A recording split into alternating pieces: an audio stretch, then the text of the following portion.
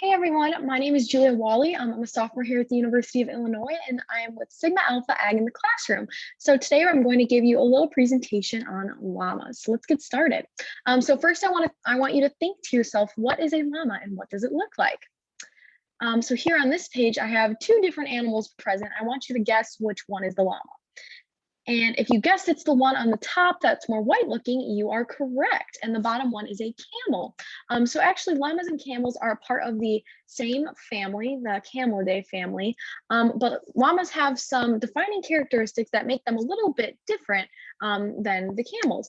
So the physical characteristics are that llamas are a little bit more skinnier, slender bodied.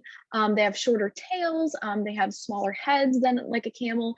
And then they also have pointier ears. You can see the llamas at the top, their ears are sticking a little bit more straight up than the camel on the bottom. And although llamas tend to be white, they can also be solid black or brown, or they might be kind of a mix of both with some white markings. And then in general, llamas are very social animals and they like to be around other llamas. So let's go over some llama terminology. So the first word is a cria, that is a young juvenile llama. The next term is a dam, that is a female llama. And then the next term is stud, or sometimes referred to as herd sire. That just means a male llama. The next term is an open female, sorry, that is a female that is not yet pregnant. The next term is yearlings. That's a llama that is of age, but not yet 2 years of age. And then the next term is wool, which is the fine, soft, curly hair that covers a llama and also some other species like sheep. And let me just clarify that llamas have wool, they do not have hair, which is what we have on our heads. So myth or fact, do llamas spit? This is actually true. Yes, they do spit. There's a picture of it in the top corner right there. But why do they do this? They do this because for dominance reasons. So to try to have dominance over other animals in the herd. Sometimes they get moody or annoyed.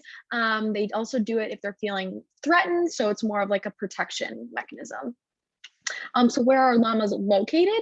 So there are herds in some South American countries such as Bolivia, Peru, Ecuador, Chile, and then you probably have seen a llama in the United States before. They can be found in many zoos and other farms across the United States.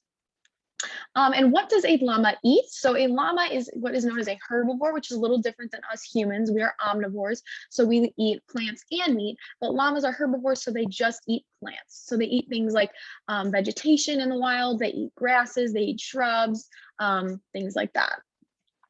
So next we're going to move on to some of the human uses of llamas.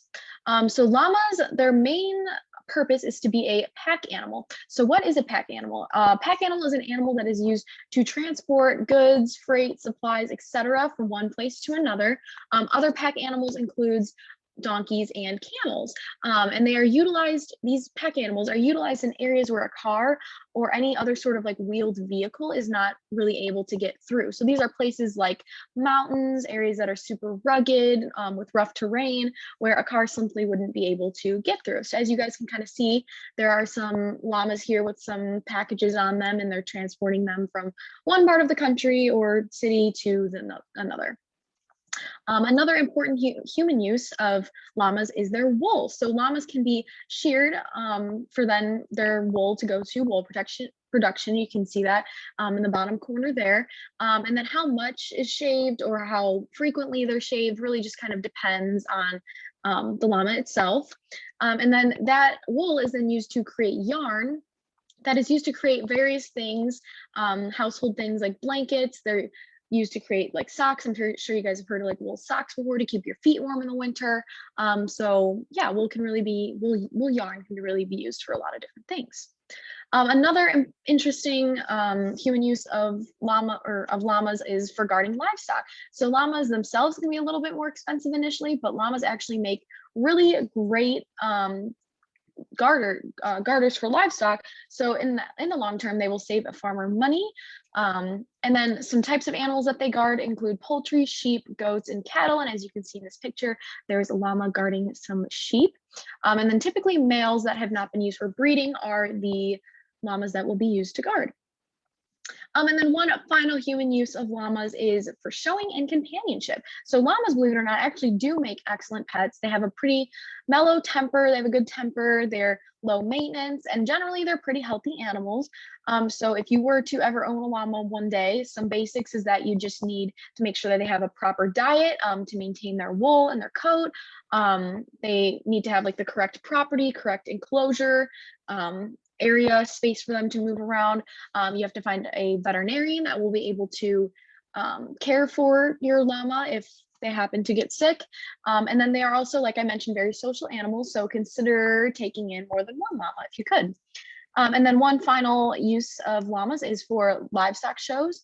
They can be used for things also like 4-H projects where kids like you guys can gain hands-on learning experiences, learn how to care for animals, the value of owning and leasing animals, etc.